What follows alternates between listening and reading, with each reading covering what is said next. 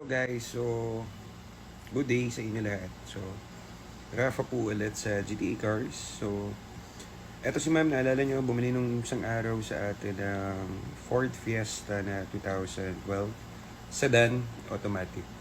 So, isa rin sa pinakasariwang unit namin yung Fiesta na yan. And ang ganda ng pagkakagawa natin ng shift forks yan, pati ng TCM. So, 0-0 ulit yung transmission yan, solid yung transmission. Dami kong tuldok, nagtatanggal tayo ng quartz eh. So, yun nga, kwento ko sa inyo. Ito sila ma'am, they are from Bicol pa. So, layo, Bicol pa. So, sila lumuwas ng Manila kasi meron silang tinignan ng mga unit na Fiesta. So, first time car nila to. First unit nila to. First car nila. So, pero nagda-drive naman si sir, yung asawa ni ma'am. So, mababait to sila sir, mababait to. So, nag-ikot sila, so may tinignan daw sila sa Pasig, tapos hindi maganda yung feel daw ng unit. Sabi ko naman, eto, ang asking price namin dito, 240k dito sa unit na to kasi madugo yung pinalitan namin shift port dito, medyo pati dry clutch yata na palitan dito. So medyo mahal inabot yung costing namin dito sa unit na to. So, minsan kasi guys, meron ng certain budget yung tao. So, hindi naman natin pwedeng ipilit. Kunwari, pabili natin siya ng BIOS. Ang mabibili niya lang na BIOS sa worth 210 is manual na Batman. Manual na 2009 siguro, 2008 na BIOS.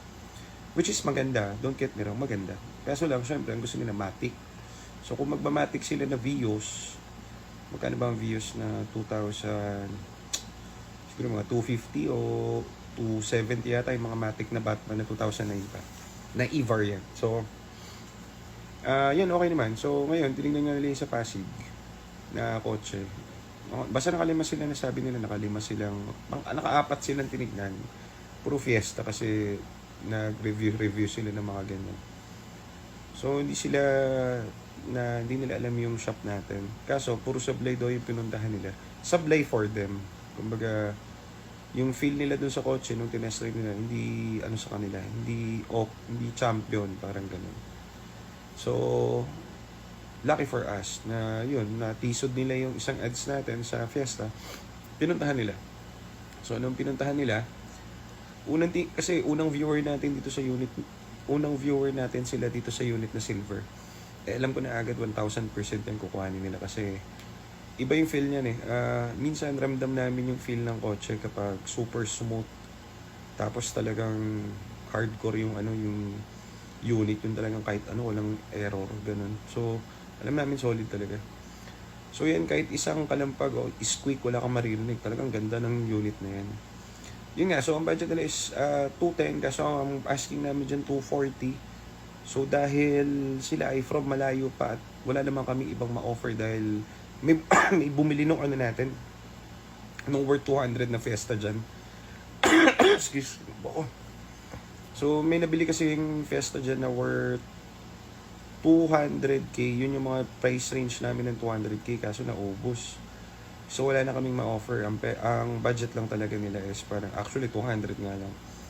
So 210, binigay natin ng 210 kasi walang kabayo na. Alam namin from Bicol yan. So, alam namin na mauuwi yung unit. Kasi yung ibang buy and sell na nag-handle sa amin, bumibili sa amin, is inuwi nila ng kung saan province. Meron din tayong reseller dyan. Shoutout sa tropa kong Pogi na tiga Bicol, Legazpi.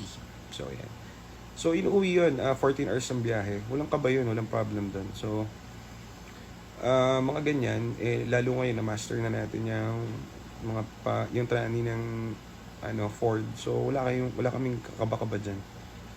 So, yun na nga. Nung nabili nila yan, binyahin na nila to Bicol. Then, kanina nag-message sila. Nandun na raw sila. Tapos nag-thank you sila sa atin. So, sobrang thank you. Ito yung message.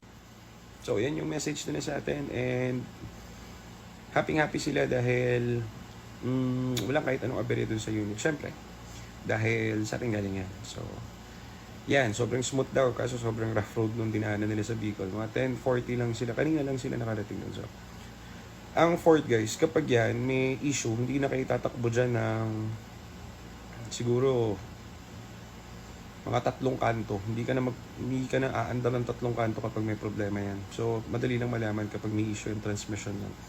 mga 3 kanto, magkakaroon ka na ng malfunction or kung ano man problema sa unit.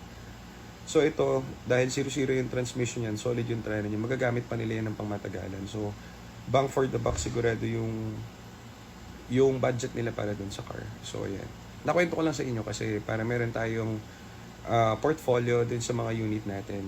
Para sa mga ibang inquiry kung nangangamba sila dun sa mga unit. So, ganun din naman yun. Kung bibili kayo sa labas, hindi nyo alam kung ano yung problem nun. At least sa amin, alam nyo ginawa na natin lahat ng possible things na pwedeng masira dun sa unit.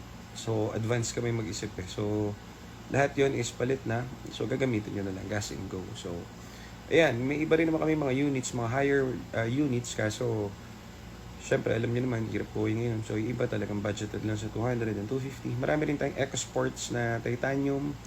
Marami tayong stock ng trend. Mas higher models, 350 above K. So, meron din tayo nun. So, lahat yun solid transmission din and wala kayong intindihin. Kahit pumunta kayo ng Europe, walang problema. So, yun lang muna, nakwento ko lang sa inyo. And shout out kila ma'am and sir, salamat po. And pinark na nila sa bahay nila yung unit, happy sila. Thank you ma'am. And pipilitin daw nila na makapag-PMS sa atin pag kailangan. Kaso sabi ko ma'am, ang layo po nun. Ang gawin nyo po, bili kayo sa Lazada ng OBD, yung tig na 900. Salpakan nyo kapag after 3 months, tapos pag may code yan o kahit anong code na lumabas, i-message lang ang page namin at lifetime warranty tayo. I-message namin kayo kung saan nyo dadalhin, ano ipapalit nyo lang is, ipipms, or kung mabivisit kayo in Manila, daan lang kayo rito, walang problem, service na natin yung unit nyo. So yun lang, salamat guys, and salamat din dun sa mga nagme-message sa amin ng kung ano-anong nakakaiyak na comment. Thank you po sa inyo. Salamat. At pagbubutihin pa natin yung service natin. And solido po kayo lahat. Thank you very much. Bow. I love you.